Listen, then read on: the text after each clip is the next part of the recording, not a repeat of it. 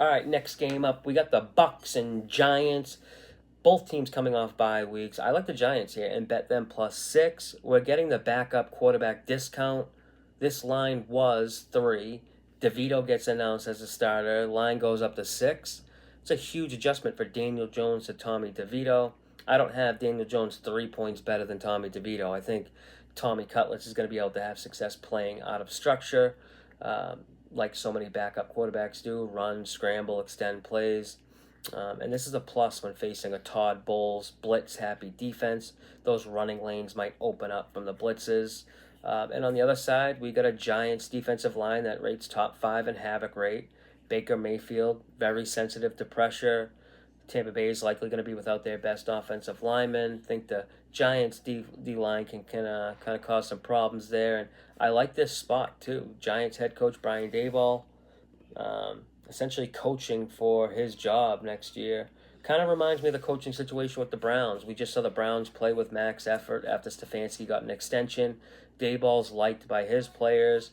Think they give a max effort here and try to get his job security locked up. Give me the G-Men +6. Mike Evans should return this week for Tampa Bay, but we'll be all right there. Next game up here, Patriots, Dolphins, divisional matchup. We have a split line here. Both 7.5 and 7 are available. In the intro to this video, I briefly talked about how this is an important time of the season. Teams are at their turning point. Motivation has to be factored into all these games. It's not like teams are designated with a motivational tag, But it's safe to assume there isn't much to play for with many 3-win teams. If we look at these 3-win teams on the screen now, most are throwing in the towel or have reason to quit. Either injuries, coaching, or quarterback uncertainty. Patriots, however, they don't fall into any of those categories. They're still trying to improve. These games might be meaningless in the standings, but they're not just going to roll over. Owner Robert Kraft, he's still trying to push for wins and save face after the big decision letting the best coach of all time walk away this offseason. And this is what you want from kind of those medium, big-size underdogs. You don't want them to quit. You want effort late in games, and that's what the Patriots are giving here. But I'm not really focusing on the side here. I'm looking at the over. If I could have got this over 44 or better, this would have been an official best bet in the Discord. Major on-field mismatch here. Patriots defensively, they play man coverage at the highest rate in the league. 53% of defensive snaps are out of man. The Dolphins wideouts just kill man coverage, of course. New England doesn't have the talent to match up man-to-man, especially with cornerback 1, Chris Gonzalez, likely to miss. If both Tyreek Hill and Jalen Waddle, are both avoid being shadowed by him, that's a huge problem for New England. It's a problem even with Gonzalez on the field, but it looks like he's going to miss with a hip. Despite this big matchup advantage from Miami, I do think this number is a bit too big. And I'm not some Patriots homer either that thinks Drake May is Tom Brady 2.0 or whatever. I can only get to the Miami -6. That's the highest I can possibly get that number. Defenses are playing the Dolphins team much different now. It's almost like there's like a league-wide blueprint that's being passed around. It's very noticeable if you compare to his passing heat map or his target map. Hardly any deep in-breaking routes and way more passes behind the line of scrimmage and screens, a lot of checkdowns and short passes to tight ends and running backs. This makes it more unlikely to pull away and cover big double-digit spreads too, which is essentially what you need Miami to do with the number of 7.5 is have them win by double digits. Miami hasn't been blowing out those bad defenses like they did a season ago. Despite this, Miami is still scoring almost 30 points a game since Tua has returned. I think Miami will score, and I think the Patriots will also score enough to get this one over the total. All right, moving right along, I'll do a few more games in the 2 standalone primetime games. What do we got here?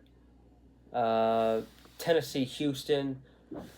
Another divisional matchup here, and it's a game where, based on my numbers, I show a big edge. And what does that really mean? I show a big edge. I say that a lot, but a big part of my handicapping process or my game selection process is creating my own point spreads. I've done a lesson on this topic, showing how you can use a stat to create your own point spreads. I've helped a bunch of members in the Discord create their own ratings. In the lesson I did on YouTube, I use a single stat in order to simplify things, but when I create my own numbers, I use basically every stat I think is important when measuring a team's ability. Now, after running these numbers, I'm left with what's called a power rating number for each team. You can then convert these numbers into a point spread on with any matchup, and I list these numbers in what's called a power packet. It's a downloadable document with a bunch of different advanced metrics, and you can make a copy, adjust it how you see fit, or you can just use it, and use my numbers. These are my power ratings for this matchup. I have Tennessee, 3.7 points worse than a league average team, and this might surprise some people, but I have Houston just under 1 point worse than a league average team at minus 0.8 points. So when you combine these two negatives, I'm left with Houston, minus 2.9 point favorites. But we're not done yet there. We have to factor in home field advantage, which I'll give Houston roughly 1.5 points. We'll call it 1.6 points just to make it Houston, minus 4.5 point favorites. That's my spread for this game. Now, it has no opinion of my own factored into this. It's the results of a bunch of different advanced metrics that I think are important. That's it. So with the current line of 8, I show a really big edge on the Titans in this one. I think Tennessee should be plus 4.5, but I can get plus 8. That's a 3.5 point edge, which is probably the biggest edge I've shown all season of any game. Now, keep in mind, again, this is just based on my numbers alone. I haven't factored in anything related to the market or game theory, but I will say, no matter what, I think of those factors, or, how big this edge is going to be tough to find any reasons to not bet the Titans, assuming I trust in my numbers, which I do. And it just so happens I just do agree with the Titans side, and I bet them plus 8.5. Will Levis showing signs of improving again, but Calvin Ridley, he's healthy now. Tyler Boyd's making plays. Levis is spreading the ball around too. Passing game looks good. I like what they have up front in the trenches on the defensive line. They're top 10 in pass rush win rate. Titans are just so bad against the spread. 1-9 against the spread, and they've been straight up money burners for anyone who's bet them. Every game, just costly mistakes, penalties, turnovers, and that's why you can get them at more than a touchdown right now. And that's why this is the biggest spread for the Texans all year. A Texans team who's only won by 6 or more points against the injury-riddled Patriots team in Week 5, and then again last week against Dallas. This is a Texans team that doesn't win by margin. 12 of Houston's last 15 regular season wins have all been by less than a touchdown. It's possible last week was like a get-right spot for Houston. Blowing the doors off the Cowboys could have maybe sparked something, but I'm not trying to guess or predict when things happen. And that might sound crazy when we're talking about betting sports, but in reality, the Titans, they've outgained their last 3 opponents. Their defense has a lot of good performances, including last week versus the Vikings, who they held below their season average. The Chargers and Herbert, they were held below their season lows. Of course, the Texans are deserving to be favorites in this game. I just don't think they should be favorites of 8 points.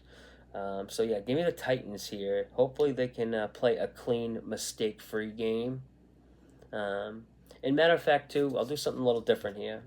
Nobody's probably watching at this point, so I'm fine here, but I'm going to make a bet. I'm going to guarantee if the Titans don't lose the turnover battle, that they will cover this 8 points.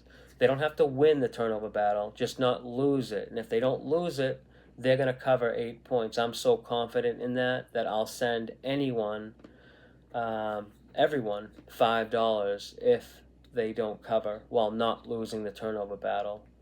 Like I said, only 2 or 3 people watch these videos anyway. and maybe one of those 2 or 3 will watch this far into the video. So just if you see this, reach out to me on social media to collect to win if the Titans don't cover while not losing the turnover battle. That's how confident I am there. Sunday